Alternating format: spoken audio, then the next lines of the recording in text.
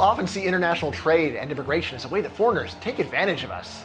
But economists, whether they're liberal or conservative, Democrat or Republican, tend to see trade and immigration as good for both us and them. When we teach international economics to college students, economists invoke something called comparative advantage. Our best argument, though, is a story. Imagine a visionary scientist announces that he's discovered a way to turn corn into cars. Everyone laughs at him. His fellow scientists call him a crank. But he builds a factory at an abandoned port, and lo and behold, corn goes in and cars come out. The competition hurts existing auto workers, but Americans are clearly far richer as a result of the scientist's amazing discovery. Cars that only the rich could drive before are now affordable for all. One day, though, a journalist sneaks into the factory and discovers the scientist's secret. A bunch of dock workers are unloading cars from a Japanese ship and filling it with corn to take back to Japan.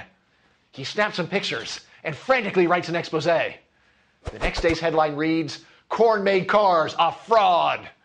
The government shuts down the company and sends the founder to jail for breaking every foreign trade law on the books. The point of this story is the visionary scientists did have a way to make corn into cars. What difference does it make what's inside the factory? For all practical purposes, foreign trade is a kind of technology, a creative way to reduce our cost of living and thereby raise our standard of living. The fact that we keep looking for a dark lining in this silver cloud is a symptom of what I call anti-foreign bias. Human beings' tendency to underestimate the economic benefits of dealing with people from other countries. Are there any important differences between technology and foreign trade? Absolutely. When Americans use a new technology, we're better off. When Americans trade with foreigners, we're better off, and so are they. From the American point of view, technology and trade are the same. From the human point of view, however, trade is better. Because after all, trade is made of win. The corn into cars story is the heart of economists' case for trade, regardless of other countries' trade policies. When people say, we can't have free trade because other countries don't, economists yearn to respond. If all your friends were jumping off the Brooklyn Bridge, would you jump too? The 19th century economist Henry George mocked protection against foreign products as a self-enforced blockade. What protection teaches us is to do to ourselves in time of peace what enemies seek to do to us in time of war. If that's economists' quick case for trade, what's their case for immigration? More of the same. Another name for immigration is trading labor.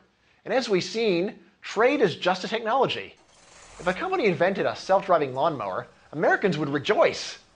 From the American point of view, the immigration of gardeners from, say, El Salvador has exactly the same effect as the invention of a self-driving lawnmower. Our cost of living goes down. Our standard of living goes up. As a happy side effect, the Salvadorans get a huge raise, a raise that allows them to give their families a better life. This doesn't mean that most economists want us to adopt free trade or free immigration overnight. The real world is full of complications. Nevertheless, almost all economists think that trade and immigration are greatly underrated. When you make a deal with another person, both of you are normally better off. When you hire another person, both of you are normally better off. Does it really matter if the other person comes from another country? That's a summary of the anti-foreign bias that many American voters are prone to. To learn about the 3 other biases common among voters, click on one of these links.